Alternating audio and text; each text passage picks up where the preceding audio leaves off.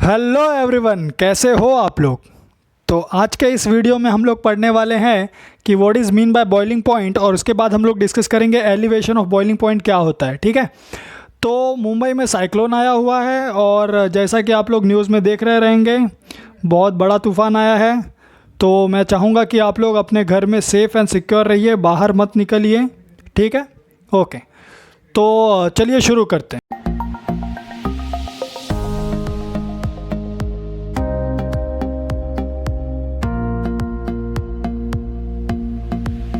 Okay, सो boiling point. अभी आगे जाने से पहले मैं चाहूँगा कि आप लोग मेरा एक प्रीवियस वीडियो है जो कि है लोअरिंग ऑफ वेपर प्रेशर, वो एक बार आप उसको पूरा देख लें, क्योंकि अगर आप वो वीडियो देख लेंगे तो आप ये पूरा concept elevation of boiling point या फिर डिप्रेशन ऑफ फ्रीजिंग पॉइंट या फिर ऑस्मोटिक प्रेशर या ऑस्मोसिस ईजिली समझ पाएंगे कि वेपर प्रेशर होता क्या है। क्योंकि ये तीनों जो हमारे कंसेप्ट्स हैं, तीनों जो टॉपिक्स हैं, इसमें lowering of vapour pressure involve है।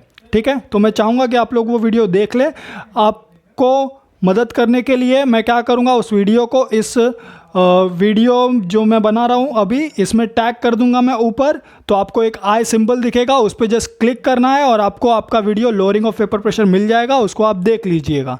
ओके, तो चलिए यहाँ पे डिस्कस करते हैं बॉइलिंग पॉइंट क्या होता है। तो बॉइलिंग पॉइंट जैसा कि आप देख रहे हैं यहाँ पे डेफिनेशन क्या लिखा है, the temperature at which its vapour pressure equals the applied pressure. Okay, so क्या लिखा है यहाँ पे, the temperature at which its vapour pressure equals the applied pressure. Okay, so open container अगर आपका लिक्विड है तो उसका अप्लाइड प्रेशर क्या हो जाएगा, एटमॉस्फेरिक प्रेशर हो जाएगा। ठीक है, अगर सिंपल टर्म्स में मैं बोलूँगा what is mean by boiling point, तो बॉइलिंग पॉइंट क्या है, आपको आपके लिक्विड को हीट करना है, तब तक हीट करना है जब तक कि आपका जो लिक्विड है उसका वेपर प्रेशर इक्वल हो जाए एटमॉस्फेरिक प्रेशर के। ये आपको कैसे पता चलेगा, आपका लिक्विड जो है बॉईल होना स्टार्ट कर देगा जब उसका वेपर प्रेशर इक्वल हो जाएगा एटमॉस्फेरिक प्रेशर के।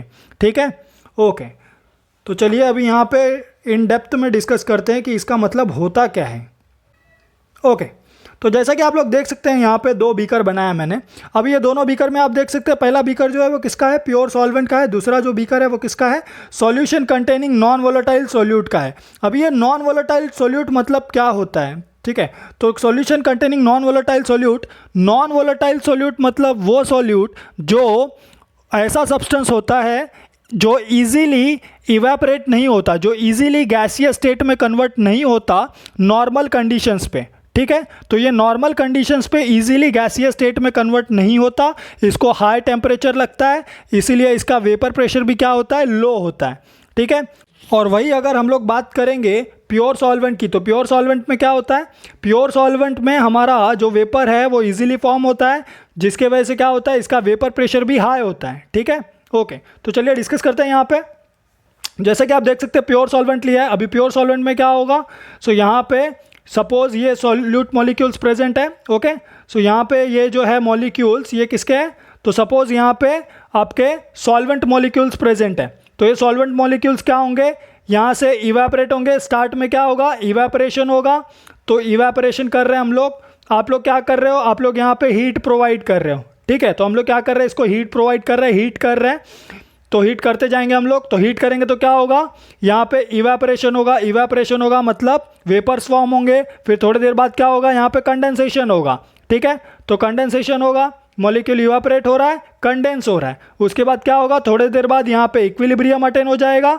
इक्विलिब्रियम अटेन होने के बाद क्या होगा, यहाँ पे जो वेपर फॉर्म हो रहा है वो अपना प्रेशर अप्लाई करेगा लिक्विड के सरफेस के ऊपर।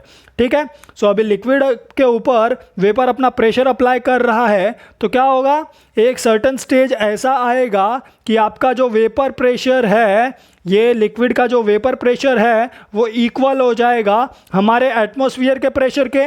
तो वो टेम्परेचर, जिस टेम्परेचर पे आपका वेपर प्रेशर लिक्विड का इक्वल हो गया एटमॉस्फेरिक प्रेशर के, उस टेम्परेचर को आप क्या बोलोगे, उस टेम्परेचर को आप आपके लिक्विड का बॉइलिंग पॉइंट बोलोगे। ओके, तो हम लोग TB से डिनोट करते हैं उसको।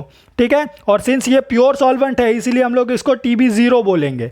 ठीक है, तो यहाँ पे सपोज आपने क्या किया, आपने आपके प्योर सॉल्वेंट को सपोज 5 मिनट तक हीट किया। 5 मिनट तक हीट किया और टेम्परेचर जो था वो था 27 डिग्री सेल्सियस, जिस पे मेरा ये जो प्योर लिक्विड है, प्योर सॉल्वेंट है, वो बॉईल हुआ। ठीक है, तो मैं क्या बोलूँगा कि मेरा 27 डिग्री सेल्सियस पे मेरा लिक्विड बॉईल हुआ, मतलब at 27 degree Celsius the vapor pressure of my liquid is equal to the atmospheric pressure. That's why my liquid has boiled up.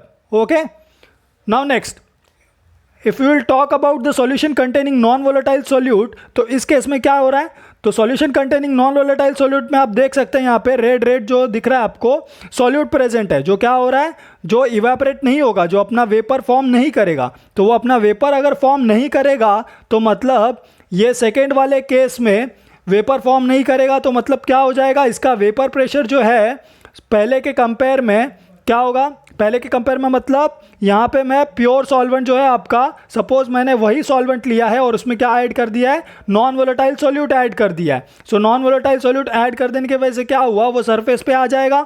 तो अभी यहाँ पे सरफेस जो है वो इतना ही अवेलेबल है इवेपोरेशन के लिए। ये सब मैंने लोअरिंग ऑफ वेपर प्रेशर में एक्सप्लेन किया है, आप वहाँ से रेफर कर सकते हैं। सो क्या हो जाएगा, अभी नॉन वोलेटाइल सोल्यूट की वजह से वेपर प्रेशर जो है सॉल्यूशन का वो डिक्रीज हो जाएगा। तो डिक्रीज हो जाएगा तो अब क्या करेंगे हम लोग, तो अब जब हम लोग इसको हीट कर रहे हैं, जब हम लोग ये सॉल्यूशन को क्या कर रहे हैं, हीट कर रहे हैं, तो यहाँ पे क्या होगा, since non volatile solute present है तो हम लोगों को ज़्यादा हीट करना पड़ेगा। क्यों ज़्यादा हीट करना पड़ेगा, तो हम लोग ज़्यादा हीट इसलिए करेंगे ताकि हमारा जो वेपर प्रेशर है वो इक्वल हो जाए, किसके इक्वल हो जाए, एटमॉस्फेरिक प्रेशर के, राइट।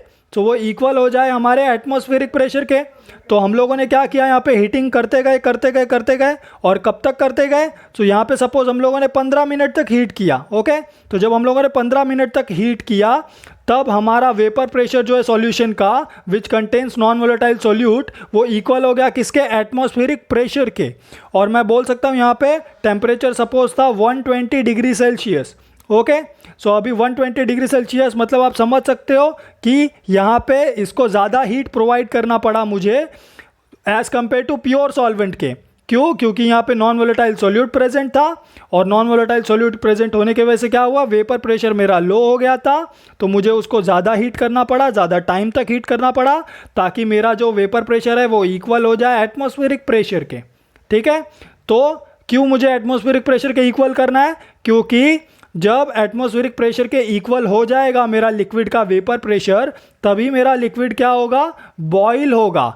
और वो जिस टेम्परेचर पे बॉईल होगा उसी को हम लोग बोलेंगे, उसी टेम्परेचर को हम लोग बोलेंगे हमारा boiling point. So I hope आप लोगों को बॉइलिंग पॉइंट कंसेप्ट क्लियर हो गया है। ओके, अभी आगे देखते हैं हम लोग। तो यहाँ पे क्या लिखा है, the solution containing non volatile solute boil at a temperature higher than the boiling point, right. अभी हम लोगों ने देखा जो हमारा solution containing non volatile solute है वो कितने पे बॉयल हुआ था, 120 डिग्री सेल्सियस पे। ठीक है, so higher than the boiling point of pure solvent, और प्योर सॉल्वेंट कितने पे बॉयल हुआ था, सो 27 डिग्री सेल्सियस पे। ठीक है, ये जस्ट मैंने एग्जाम्पल लिया है आप लोगों को समझाने के लिए। तो यहाँ पे हम लोग क्या बोलेंगे, दैट जो हमारा boiling point of pure solvent है वो क्या होगा, हमारा boiling point of pure solvent, जो हमारा boiling point of pure solvent होगा it will be greater than और lower than, so boiling point of pure solvent will be lower than the boiling point of solution, right। उसका जो temperature है boiling point of solution का वो क्या है, मेरा ज़्यादा है। क्यों ज़्यादा है, क्योंकि उसमें नॉन वोलेटाइल सोल्यूट था तो इसीलिए उसका टेम्परेचर हाई था। और ये जो boiling point of pure solvent है उसका जो बॉइलिंग पॉइंट है उसका जो टेम्परेचर है वो लो है। क्यों लो है, क्योंकि वो प्योर फॉर्म में है, वो इजीली क्या कर रहा है, वेपर फॉर्म कर रहा है और उसका वेपर प्रेशर इक्वल हो जा रहा है एटमॉस्फेरिक प्रेशर के। ओके, सो याद रखो, अगर हम लोग TB 0 दिखाएंगे, 0 मतलब प्योर सॉल्वेंट के लिए दिखाएंगे, और ओनली TB लिखेंगे तो मतलब हम लोग सॉल्यूशन के बारे में बात कर रहे हैं। So what is mean by boiling point elevation, so the difference between the boiling point of solution, difference किसके बीच में, बॉइलिंग पॉइंट ऑफ सॉल्यूशन और दूसरा किसके बीच में, boiling point of pure solvent. तो मतलब क्या, तो मतलब यहाँ पे लिखता हूँ मैं दैट डेल्टा टीबी क्या है हमारा, boiling point elevation is equal to क्या होगा यहाँ पे, TB माइनस TB0, राइट। लिखा है यहाँ पे the difference between the boiling point of solution. So boiling point of solution जो है वो हमारा क्या है, TB है, बराबर है। और जो boiling point of pure solvent है वो हमारा TB0 है। और इन दोनों का ही डिफरेंस जो है वही डिफरेंस हमारा क्या हो रहा है, बॉइलिंग पॉइंट एलिवेशन है। ओके, सो डेफिनेशन सिंपल है, दोनों का डिफरेंस ही क्या है, हमारा बॉइलिंग पॉइंट एलिवेशन है, और यही हम लोगों को याद रखना है। ओके, चलिए आगे बढ़ते हैं अभी। ओके, अभी नेक्स्ट क्या है, boiling point elevation as a consequence of vapour pressure lowering. ठीक है, तो यहाँ पे देख लेते हैं कि बॉइलिंग पॉइंट एलिवेशन क्या है। सो अभी आप लोगों को इतना तो समझ गया रहेगा, बॉइलिंग पॉइंट एलिवेशन, एलिवेशन मतलब क्या होता है, राइज। ओके, तो राइज मतलब बढ़ना होता है। तो यहाँ पे क्या हो रहा है, जो हमारा सॉल्यूशन था उसका जो बॉइलिंग पॉइंट था वो क्या हो गया था, बढ़ गया था ना। वो कितना हो गया था, 120 डिग्री हो गया था। और वही हमारा जो प्योर सॉल्वेंट था उसका बॉइलिंग पॉइंट कितना था, 27 डिग्री सेल्सियस था।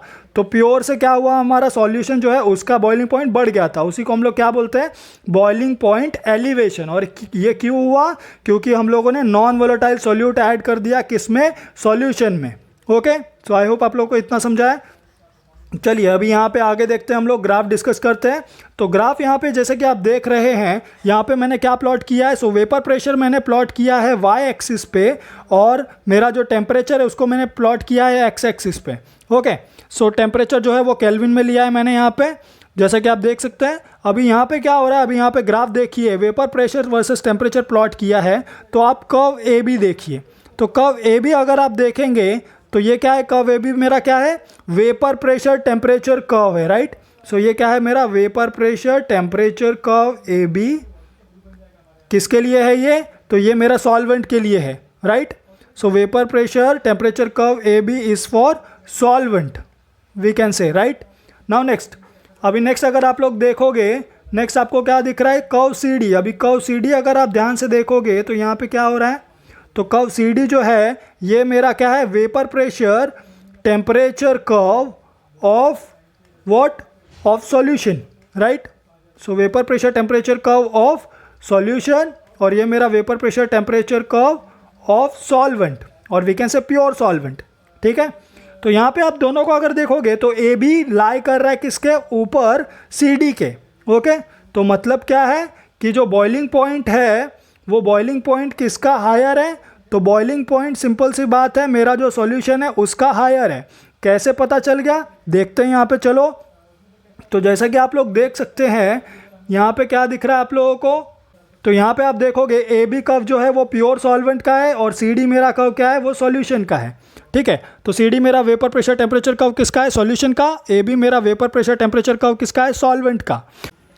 तो यहाँ पे क्या हो रहा है, मेरा जो कर्व ए बी है वो इंटरसेक्ट कर रहा है 760 mm वाले लाइन को। कहाँ पे, कौन से पॉइंट पे इंटरसेक्ट कर रहा है, तो जैसा कि आप देख सकते हैं पॉइंट ए पे इंटरसेक्ट कर रहा है, राइट। ये वाले पॉइंट पे क्या हो रहा है, इंटरसेक्ट कर रहा है। तो ये जो पॉइंट ए है ये मेरा क्या है, तो ये जो मेरा पॉइंट ए है ये है boiling point of solvent, right. Solvent क्यों, क्योंकि ये जो कर्व ए बी है, ये मेरा कर्व ए बी, ये किसका कर्व है, सॉल्वेंट का कर्व है, राइट, प्योर सॉल्वेंट का। तो इसीलिए पॉइंट ए मेरा क्या हो जाएगा, boiling point of pure solvent, which is nothing but TB0।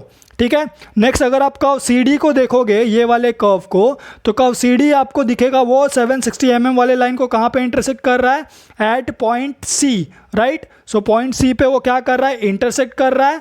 और पॉइंट सी पे अगर हम लोग एक्स एक्सिस पे जाएंगे तो क्या दिखेगा हम लोगों को, क्या है वो पॉइंट, क्या बोला हम लोगों ने, TB बोल दिया है उसको। ओके, सो TB क्या है हमारा, बॉइलिंग पॉइंट ऑफ सॉल्यूशन। ठीक है, सो ये क्या हो गया हमारा, बॉइलिंग पॉइंट ऑफ सॉल्यूशन हो गया, और TB0 क्या हो गया हमारा, boiling point of pure solvent हो गया। ठीक है, तो अभी दोनों को अगर आप देखोगे तो दोनों को देख के आपको क्या पता चल रहा है, ऑब्वियसली एक्स एक्सिस मतलब हम लोग ये डायरेक्शन में मूव करते हैं, तो TB ग्रेटर होगा या TB0। सो सिंपल है, ये आगे है, राइट, इस साइड है, तो यहाँ पे क्या होगा, अभी TB का वैल्यू क्या होगा, हाई होगा। किससे हाई होगा, TB0 से। सो इसीलिए हमारा जो बॉइलिंग पॉइंट ऑफ सॉल्यूशन है it is greater than boiling point of pure solvent, right. Pure solvent से क्या है, हमारा बॉइलिंग पॉइंट सॉल्यूशन का ग्रेटर है। ठीक है, सो डायग्राम में सिर्फ इतना ही डिस्कस करना है हम लोगों को ग्राफ में। आई होप आप लोगों को इतना समझा होगा।